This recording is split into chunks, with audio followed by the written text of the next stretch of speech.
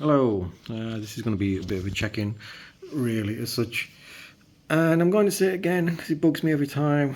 These reds are a deep red, and the red that's on here is a deep red, and yet for some reason the phone picks it up as an orange. So, yeah, if anyone's wondering, it's red and blue, not orange. Anyway, again, no changes, although I am kind of tempted by the Lian Li XL, the Evo. One of the main reasons being the USB ports at the front. I like how many there is. Just having the 2 and the USB-C on the front of here is a bit limiting for myself, considering the things that I actually have and use. So that is one thing with that. Case-wise, I've already had the Dynamic in the past, so I know what I'll be building with and what it's like, and it's a nice case to build with and use and everything else. The other one is the Height 70, I think it is, the one that's been shown off now. It has a screen that runs all the way down here. That looks pretty nice. I know it's not great for airflow. It's the way it's designed, but supposedly with the 70 over the previous ones, they have made changes where the grills are wider and there's better airflow and such things. So that's another one that's a bit tempting. The only thing that's really stopped me is the fact that I do kind of like the height of this case. The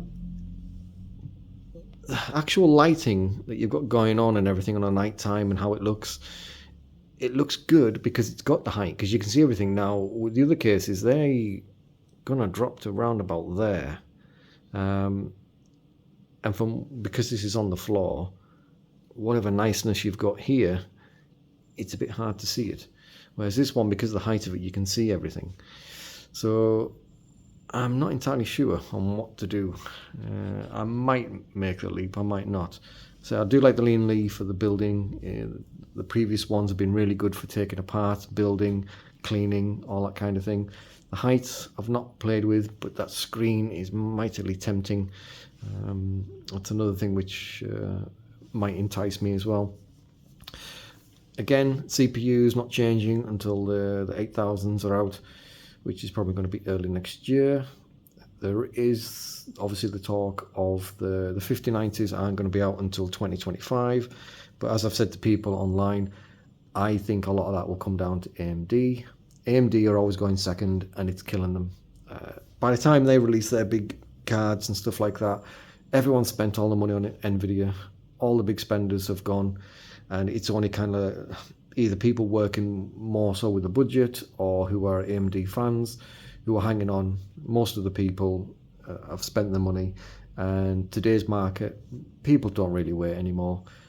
Even if AMD release a card that's equally as good as Nvidia and it's slightly cheaper, people still go for Nvidia just because people just don't want to wait.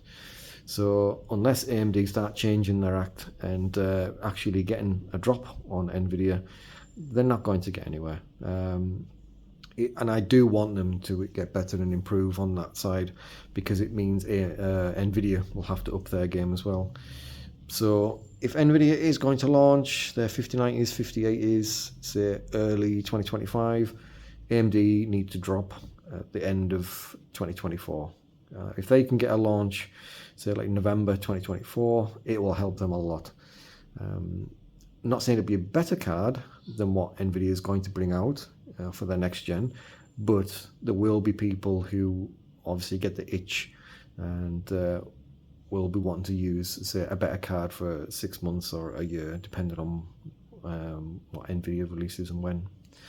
So, but again, the other thing downside to that is if AMD does actually do a launch at the end of next year, I wouldn't be surprised if Nvidia launch a small batch of, say, the 5090s, just to kind of steal the thunder and show people what they will be getting. And obviously they're going to be like gold dust to try and find them if they do go down that path. But yeah, we'll see. It's miles off.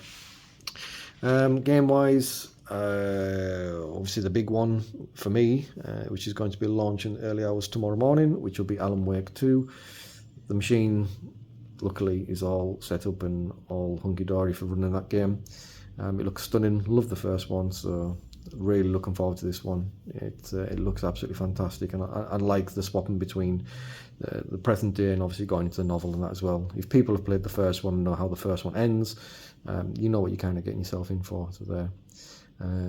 The games, I'll tell you a game I actually just finished, and I was actually quite pleasantly surprised, but that was the Callisto Protocol. I can't say if I enjoyed it on launch. A lot of people were absolutely hammering it on launch due to some of the technical issues and some of the game mechanics as well. But I just got it for cheap on one of these like CD key places, and it took me about 10 hours to finish it, and I really enjoyed it. It plays differently to Dead Space. Dead Space is the only way I could kind of describe it gaming wise is Dead Space is like Resident Evil in space, and Callisto is more like The Last of Us in how it works and its game mechanics. It's a bit more fluid, a bit faster, whereas Dead Space it's a bit more ploddy, and it's a bit more built on dread and lighting and stuff like that. They both look excellent. They're both excellent games. If I had to pick one, it's always going to be Dead Space. It's kind of a more polished game all around. But saying that, if I played through both of them and I had to play through both of them again, it wouldn't be Dead Space. When the game was first designed, it was fine, and they've tried to change some of the things now with how the ship is interconnected with each other, so you don't have to backtrack as much. But there is still a lot of backtracking. There is still a lot of going back on yourself, and it's like what you call a time sink. It's just to make the game longer than it actually is. And when I finished it, I was quite happy I finished it, and I could have done with it finishing 2 hours quicker than I did. Whereas Callisto is kind of like a roller coaster. You're always kind of pressing forward, and it's a bit shorter. And with those kind of games, if they're not thoroughly entertaining or engrossing me all the time, this whole backtracking thing kind of wears a bit thin. So that was one of the aspects I did like about the Protocol side. And like I say, if you can pick it up cheap, it's definitely a worth a play. I probably wouldn't have been so happy with the launch price, because I think the launch price was way too high for that kind of game. Yeah. Speaking of a launch game as well, I'm actually now finishing off The Last of Us, the up-to-date remake. It runs smooth, but there is still some of the issues that carried over from was it Uncharted?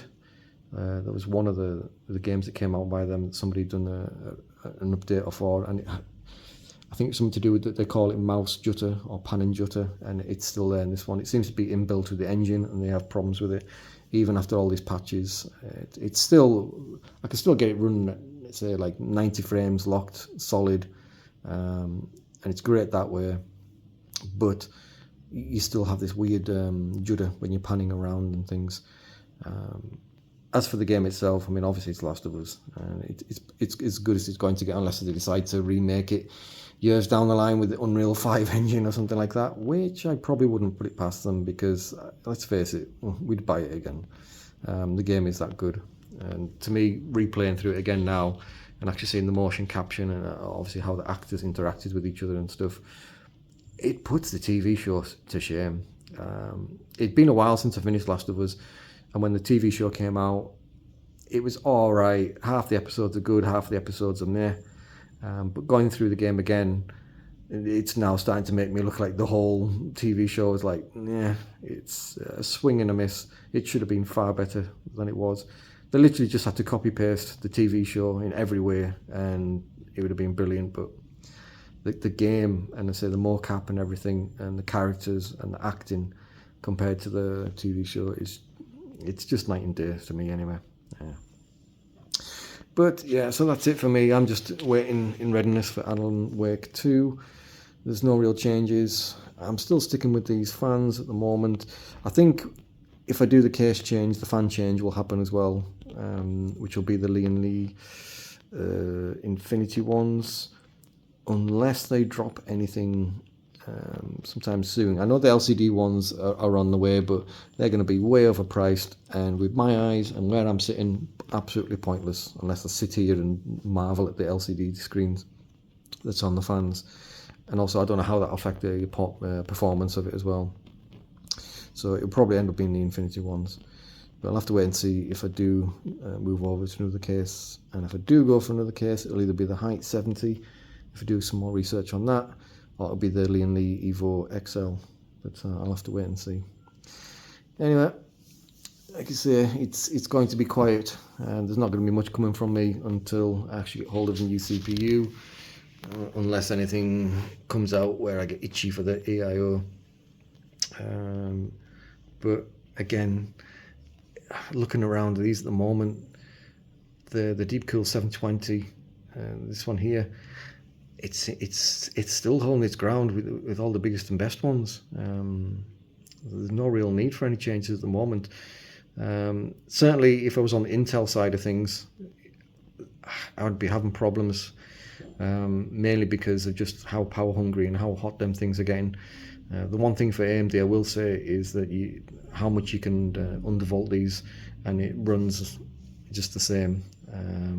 It's really, really good compared to Intel. And again, when you're at 4K doing what I do, it's not such a bad thing. I can understand it more so for people who are, let's say, competitive gaming 1080p or 1440p, and they need the CPU to be the single core speed, they need to be as high as possible, and things like that matter to them. But when you're at 4K, yeah, it's starting to switch more so back down to eGPU. Like I said, yeah, but this would normally be off, but I've left actually Last of Us running just so, rather than it being off and not doing anything, just so you can actually see it moving. But again, it's red and blue, not orange. Yeah. Right. See you later. Bye.